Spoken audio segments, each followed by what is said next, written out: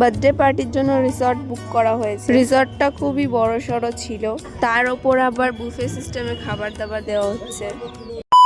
Hello everyone, তোমরা তো অনেকেই জানো আমার এর আগের ভিডিওটা দেখে তো বুঝতেই পেরে গেছো যে আমি মালদাতে এসেছিলাম একটা বার্থডেতে। তো সেখান থেকে আর কি, যেই বাড়িতে আর কি ছিলাম আমরা, তো সেখান থেকে রেডি সেডি হয়ে আমরা সোজা চলে গেছিলাম রিসর্টে। আর রিসর্টে ঢুকতেই দেখো কত সুন্দর একটা ভিউ। রিসর্টে ঢুকেই তো আমি পুরো অবাক হয়ে গেছি, এত বড় না।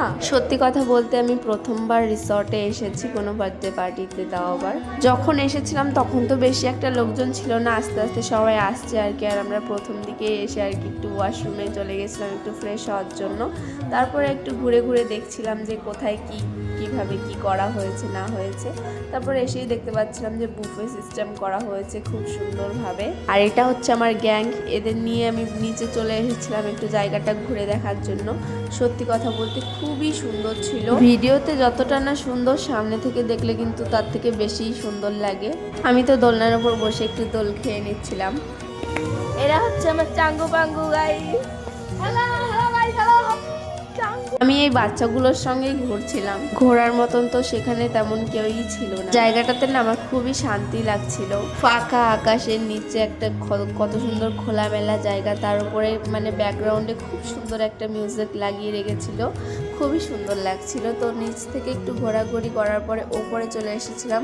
আমার দিদির তো আসার কোনো কথাই ছিল না, তারপরে ও মানে একটু পরে চলে এসেছিলো, বিকজ ওর মেয়ের শরীরটা এতটা খারাপ ছিল যে ও তো আসতেই চাইছিল না, তার জন্য আমাকে পাঠিয়ে দিয়েছিল। কিছুক্ষণ পরে দেখছি যে না এসেছে, মানে আমার দিদি না আসলে না আমার একটু মানে আসছিল না, সেহেতু আমার মনটা একটু খারাপ হয়েছিল।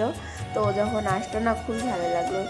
তারপরে দেখো এখানে স্টল বসেছিল, আমরা নিয়ে নিলাম বেবিকর্নটা আমার খেতে খুবই ভালো লেগেছিল। আদার্স যে জিনিসগুলো ছিল সেগুলো ওকে ছিল, এই বেবিকর্নটাই আমার সব থেকে বেশি ভালো লেগেছে। এই পর্যন্তও বেশি একটা ভিড় ছিল না, ভিড় হয়েছে মানে আমরা আবার একটু নিচে গেছিলাম, তারপরে এসে দেখছিলাম যে হুট করে এতটা ভিড় হয়ে গেছে কি বলবো। আর এদিকে দেখো অর্কেস্ট্রা দেখতে দেখতে আমরা আর কি পকোড়া আরও কত কিছু ছিল সেগুলো আর কি খাচ্ছিলাম। ওপরে কি মনে হলো তাই ভাবলাম যে চলো একটু নিচ থেকে আবার একটু ঘুরে আসা যাক। আর দেখো কত সুন্দর একটা জায়গা, সবাই মিলে এখানে আর কি ছবি তুলছিল, আর আমিও একটু দাঁড়িয়ে ওদের সঙ্গে কথা বলছিলাম।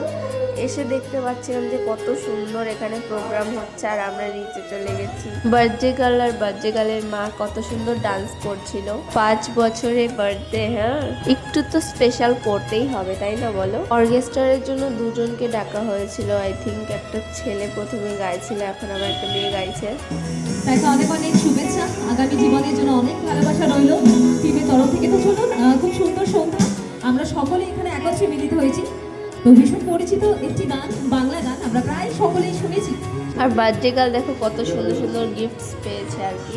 সবকিছুই তো হলো, এখন হবে কেক কাটার পর্ব। শহরে যে এতটা শোরগোল হয় না, আমি মানে ভয়েস দিচ্ছি আর গাড়ি ঘোড়া যাচ্ছে তো যাচ্ছে, একটু আমি মানে এত আওয়াজ হচ্ছে আমি ঠিকঠাক ভয়েসও দিতে পারছি না। তো যাই হোক, প্রোগ্রাম তো অনেক হলো, অনেক দেখলাম, চলো এখন কিছু খাওয়া দাওয়া করা যাক। খাওয়া দাওয়া করার পরে আমি চলে গেছিলাম পান নিয়ে আসতে, পান নিয়ে আসার পরে একটু কেক খেয়ে নিলাম। চলো আমি এদিকে খেতে থাকি, তোমরা ওদিকে লাইক কমেন্ট সাবস্ক্রাইব ফলো সবকিছু করে দাও। দেখা হচ্ছে অন্য কোনো একটা ভিডিওতে। টাটা।